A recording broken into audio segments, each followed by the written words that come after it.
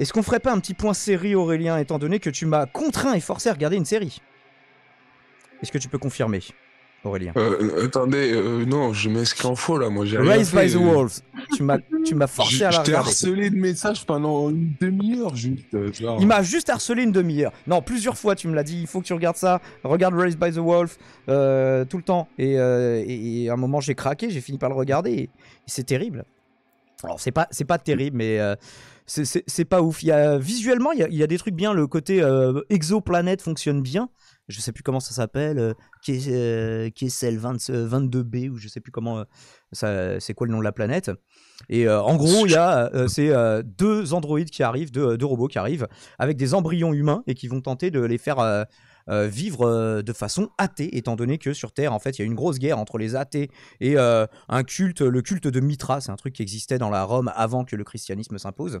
Il y a beaucoup de spécialistes d'ailleurs qui disent que si le christianisme, en fait, ça n'avait pas marché, il y aurait eu un monde quasi complet qui était adepte du culte de Mithra à une époque. Et bref, c'est eux qui ont gagné la guerre et ils arrivent après les robots, du coup, parce que c'est plus rapide pour des robots de venir avec un petit vaisseau rapide qu'avec une grosse arche. Bref, et donc voilà, c'est la battle entre les athées ou ce qu'il en reste et bien sûr le groupe des croyants. Et ça part un petit peu en truc chelou, un petit peu. Je ne spoile pas, je dis juste le mot serpent. Et du coup, la fin, j'ai trouvé ça. Ouais, pourquoi pas, mais ça va un peu loin, non, Aurélien? Qu'est-ce que t'as tant aimé dans cette série? J'ai compris, moi, cette série. Kepler, oui, c'est Kepler 22. En fait, de toute façon, il va falloir au moins 3 saisons pour commencer à démêler des trucs et tout. Après, ouais, il y a le truc de la religion là qui est vachement intéressant et tout, mais c'est pas si bien exploité que ça. C'est Durandal qui disait, mais en fait, finalement, les athées, en fait, ils sont autant dans une religion, dans le truc, et même il y a une symbolique justement religieuse par rapport à la robot, la nécromancienne. Justement, en fait, si le but c'était de montrer une voie athée, c'est complètement raté. Sans vouloir faire de jeu de mots. T'en as quand même fait un. Merci de m'avoir redéplacé, mais je suis arrivé trop tard pour le drama, du coup, je suis un peu dégoûté. Là, on est plus sur le drama, Tricia. S'il te plaît, ne relance pas. Je vais pas le relancer. Je t'en supplie. Par pitié. J'arrête. C'est dommage, la lapidation n'est pas terminée. Bon, allez. Thibaut, toi, Thio. Ciao, ciao. Bonne idiot. Je me casse. Comme ça, on laisse les navigateurs faire leur petite morale. Et tu reviens quand tu veux, même si ça fera des dramas. Ah, moi je reviendrai. Mais en tous les cas, à un moment donné, il va falloir vous arrêter. Hein. Pour vous, j'aimerais bien fait, aussi. Parce que ça vous rend malade, en fait. Et réellement, en fait, au bout d'un moment, ça vire à ce qu'on appellerait une... Il y avait un message intéressant sur Twitch qui nous disait « Le jour où les athées amèneront la preuve de l'inexistence d'un dieu ». Alors là, c'est un cas d'école. Je sais pas si tu le dis sérieusement ou si tu le dis en mode troll. Je pense que tu le dis en mode second degré. C'est le cas d'école d'une méconnaissance, les gens qui disent ça, du concept en fait de preuve. C'est que prouver l'inexistence de quelque chose, par définition, c'est pas compliqué, c'est pas possible. On peut, par contre, échouer continuellement à prouver l'existence de cette chose. En fait, c'est par exemple l'exemple qu'on donne souvent quand quelqu'un dit bah vas-y, bah prouve-moi que Dieu n'existe pas. C'est déjà prouve-moi que nous ne sommes pas dans un programme informatique façon Matrix. C'est impossible de le prouver parce qu'en fait c'est impossible de prouver que quelque chose n'existe pas. Mais prouve-moi aussi, généralement c'est ce qu'on répond, qu'il n'y a pas un monstre en spaghetti géant, invisible, impossible à détecter par des ondes radio, qui est en orbite autour de la Terre et qui est la source de toute chose, le créateur de tout. Prouve-moi qu'il n'y a pas de monstre de spaghetti géant. La seule exception, ça va être la science non expérimentale que sont les maths, où là c'est vraiment le seul truc, mais uniquement parce que ça reflète uniquement les mécanismes de ton cerveau. Donc, mais effectivement, par rapport aux sciences expérimentales, oui, tu ne peux pas prouver qu'un truc n'existe pas, forcément. Donc, oui, c'est vrai qu'on peut prouver que la division par zéro n'existe pas, Daimon. Là, je vous renvoie à la critique de en fait, c'est le concept de division tout court. En fait, du coup, diviser par zéro, ça n'a pas tellement de sens. Mais... Et du coup, est-ce que tu connais le jaïnisme, qui est une des rares religions sans Dieu? Le jaïnisme. Ah non, je ne connais pas. C'est une religion, je crois, qui date de genre 1000 ans avant Jésus-Christ, si je dis pas trop de conneries, parce que moi... je crois que c'était le zoroastrisme, le truc le plus vieux, moi, mais... Alors, je crois que c'est moins Oh, je sais plus, je crois que c'est dans ces eaux-là. Il y a les Védas, je sais qu'il y a les Védas avant le jaïnisme. Ah, les Védas, ça c'est hindouk ça. Alors le masdéanisme, enfin le zoroastrisme, c'est la première religion pseudo-monothéiste, parce que c'était pas vraiment monothéiste, il y avait un concept de bien et de mal, c'était plus bithéiste si tu veux. C'est la première qui a été couchée sur papier, surtout, enfin qui a été retranscrite de façon écrite, orale, puis écrite. Non, mais disons que c'est la première religion qui n'est pas polythéiste dans le sens des religions grecques, latines et compagnie où tu as 15 000 dieux. Ouais. Là, tu avais juste un concept de bien et de mal, si tu veux. Et voilà. Donc, Mithra, c'est du monothéisme aussi, pour revenir un peu à la série. Justement, Mithra, c'était un des premiers monothéismes. Et il me semble que ça venait de Perse d'ailleurs comme culte. Et après, c'était le culte de Sol Invictus. Donc il y a les deux en fait, qui sont complémentaires aussi dans la série. Là, tu sais, plutôt pas mal fait d'ailleurs. Et alors toi Aurélien, pour revenir un petit peu dessus, qu'est-ce que t'as tant aimé du coup dans cette série Parce que tu m'as dit il faut absolument que tu la vois. Moi je t'avoue que j'ai pas détesté parce que en fait j'adore la SF. D'ailleurs je vais vous parler d'une autre série de SF juste après, mais que j'ai regardé pour vous cette semaine. Mais j'ai pas trouvé... Tu vois, il y avait un moment où ça me rappelait... Tu sais ce que ça me rappelait? Ça me rappelait la saison 7 de The 100, les 100. Et c'est pas la meilleure série qui existe dans le genre. J'ai réussi à tenir jusqu'à la saison 7, j'ai pas réussi à la terminer. J'ai réussi à terminer la première saison de Raised by the Wolves. Je l'ai bien aimé. Toi, t'as vu aussi? Ouais, 100, ouais, j'ai vraiment kiffé cette série. Non, 100, ça commence au début, c'est très très pourri, et les saisons 2, 3 commencent à être bien, et après ça redevient un peu mauvais jusqu'à devenir complètement mauvais. Alors, moi je trouve quand même que c'était... c'est vrai que ça commence à s'essouffler, mais je trouve comment on appelle ça, à la toute dernière saison... quand ils changent de planète, en fait, ça devient inintéressant en gros, quoi. Dans The 100. Après tu me diras, moi globalement, moi je l'ai bien aimé. Après, j'étais lassé à partir du moment, ça doit être la première saison il me semble. La première elle est pas ouf.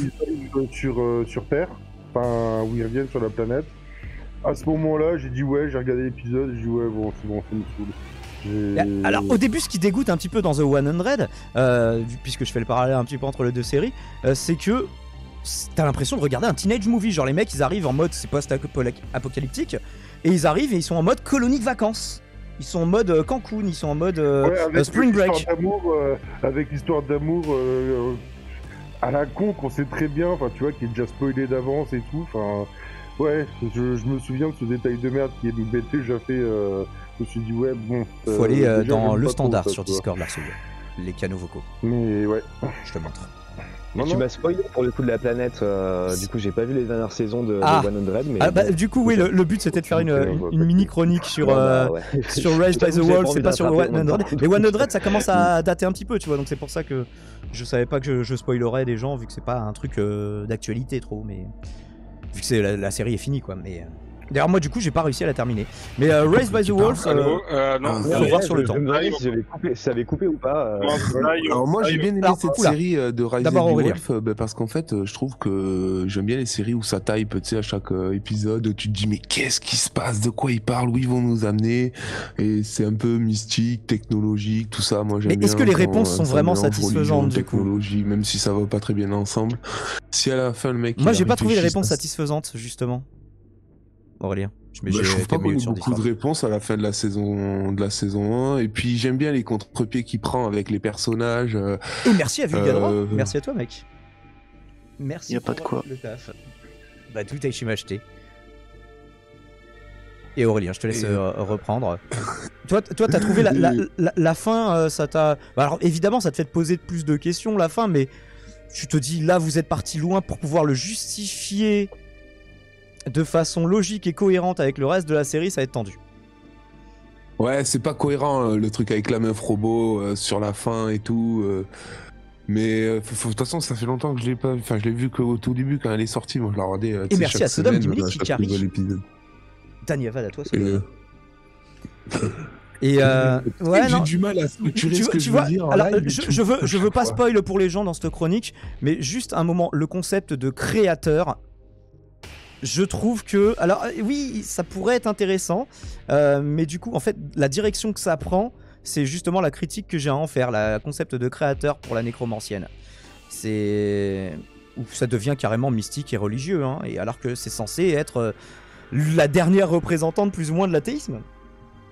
Mais par contre, ouais, elle joue plutôt bien parce qu'elle a vraiment un côté désincarné, un côté impersonnel, froid, détaché, tu vois. En tout cas dans les premiers épisodes. Et le gosse joue bien. Et le gosse joue bien, Campion. C'est ça qui est bien, c'est qu'au début, tu te disais, enfin, je me rappelle, je vais rien dire. T'es dans le standard là, sinon on t'accueille après. Tu m'as envoyé un message privé. Tu m'as envoyé un message privé, tu m'as dit est-ce que tu voulais parler de comme ça, mère et tout, elle a fait n'importe quoi. Et moi je t'ai dit attends de voir, et c'est ça le truc, c'est qu'au fur et à mesure de la saison. Mais justement, on a toujours pas, on a justement ce que je t'ai reproché, parce qu'il se passe un truc dès l'épisode 1 où il y a un personnage qui fait une dinguerie, mais une dinguerie interstellaire, et tu dis mais pourquoi? Et jamais tu n'as la réponse. J'ai pété un câble, voilà. Bah super, mais en fait ça n'est pas suffisant, ça n'est pas satisfaisant.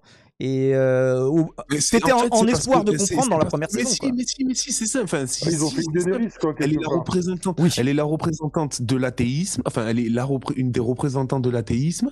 Elle doit faire naître des enfants. Non mais spoil pas, n'en dis pas trop pour les gens. Oui, mais tu l'as déjà dit. Non mais je dis juste, elle est mère. Elle défend en tant que mère. Elle défend. Non, là elle ne défend pas, elle attaque. Je suis désolé. Justement, l'ours très justement a dit, elle fait une Daenerys, c'est vrai. À un moment Daenerys dans Game of Thrones à la fin. Elle avait gagné et elle se dit tiens on va faire une ligne droite jusqu'au château en cramant tous les civils sur le passage et tout détruire et tuer tout le monde. Mais en fait t'étais pas obligé. Voilà, donc là je fais un parallèle avec Daenerys dans Game of Thrones pour ne pas révéler ce qui se passe directement dans Raised by the Wolves, mais c'est un peu une Daenerys. Et je suis désolé, t'es obligé de te désolidariser du personnage de Daenerys, mais ça arrive dans le dernier épisode de Game of Thrones. Là, tu te désolidarises du personnage de la nécromancienne dès le premier épisode. Enfin, de Mother. C'est ça qui est génial, c'est qu'après tu vois. Après, j'ai une question qui. On a résumé, Olga. On a résumé tout à l'heure. J'ai une question qui a quand même à voir. Société élevée par des robots athées. Question ultra existentielle. J'aimerais que les gens répondent aussi dans le chat. C'est à partir de quand on peut dire qu'on ne spoile plus une série, tu vois, qu'on n'a plus besoin de mettre d'alerte spoiler. Par exemple, Game of Thrones, ça fait déjà 3 ans que c'est terminé. Oui, là on a le droit, c'est bon, c'est. Non. Donc, non. Il y a prescription. Oh, non. Bon, bah non. Mais c'est à partir de quand? C'est quand la limite après? Je ne sais pas. Mais faites-vous une opinion en tout cas. Regardez Raised by the Wolves si vous aimez bien le post-apo, l'anticipation, la SF. Tout n'est pas acheté, il y a des petits reproches à faire, mais il y a quand même des grosses qualités, notamment les visuels, l'interprétation, le concept de base, même si je le trouve pour l'instant exploité de façon insatisfaisante. Et c'est ma conclusion provisoire sur la saison 1.